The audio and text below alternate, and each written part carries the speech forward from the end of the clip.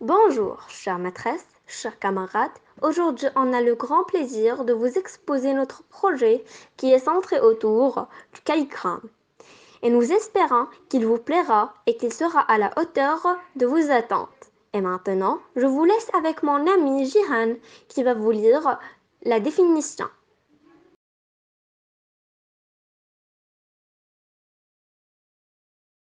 Tout d'abord, qu'est-ce qu'un calligramme? Un calligramme est un poème dont les vers sont disposés de façon à former un dessin. Naturellement, le texte et le dessin traitent tous les deux du même sujet. Un texte en forme de cœur parle de cœur, un texte en forme de cigare parle de cigare, etc. Maintenant, je laisse la parole à mon ami Isra.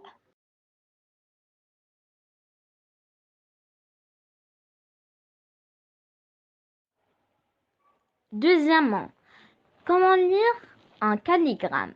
Le premier coup d'œil. Un calligramme est un texte généralement poétique dont la disposition forme un dessin au rapport étroit avec le sujet du poème.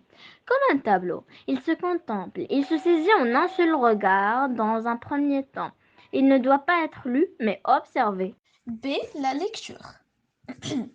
Le calligramme peut se lire en plusieurs sens, à la fois horizontalement et verticalement. Ces deux lectures se combinent. Elles ne se contredisent pas.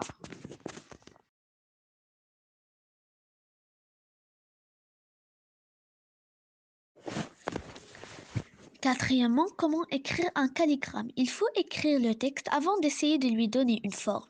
Une fois le poème écrit en prose, ici les rimes n'ont pas vraiment leur place. On peut dessiner sur une feuille une forme assez simple pour être reconnaissable et en accord avec le thème du poème. Ensuite, on peut placer par-dessus une feuille de papier calque et écrire le poème en suivant le contour ou au contraire en comblant les blancs. Maintenant, je passe la parole à mon amie Nina Skype. Cinquièmement, qui a inventé le calligramme? Le mot calligramme a été inventé par le poète Guillaume Apollinaire au début du XXe siècle. Il a été forgé à l'aide des mots idéogramme et calligraphie.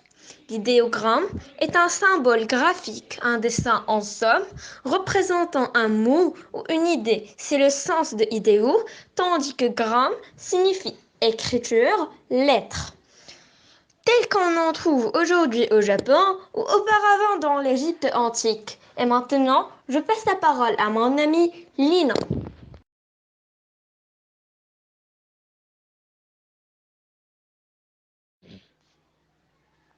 Conclusion. Ce calligramme devient donc un point important de son aspect visuel, mais le rythme et le jeu phonique restent majeurs.